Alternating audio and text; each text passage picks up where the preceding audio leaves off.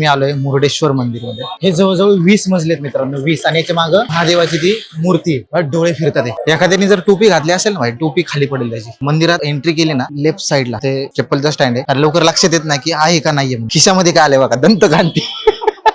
हत्ती खडे हे अच्छेच आहे, आपली पोझिशन संभालते हुए. इथे लिफ्टची रांग आहे, ही लिफ्ट मधून तुम्ही वरती जाऊ शकता. आता आम्हाला टाइम नाही त्याच्यामुळे आम्ही जात नाहीये. ये बघा महादेव. एक तुम्हाला दृश्य दाखवतो, दृश्य बघा. टॅन टॅडॅन टॅडॅन. हा जो नजारा आहे ना मित्रांनो, माझ्या डोळ्यात मी साठवून ठेवतो. कधी म्हातार होईल ना तेव्हा बघेल.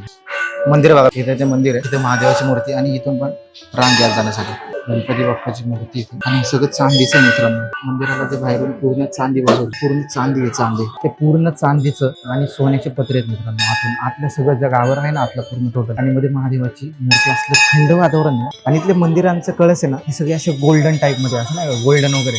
आपली इथं कसे रंगीबिरंगी असतं, इथं प्रत्येकाचे गोल्डन आहे आणि नक्षीदार आहे. आमचा सनसेट तर मिसच झालाय, कारण की त्या लिफ्टला एवढी मरणाची गर्दी आहे. आपल्याला त्या गर्दीमध्ये जायचं नाहीये.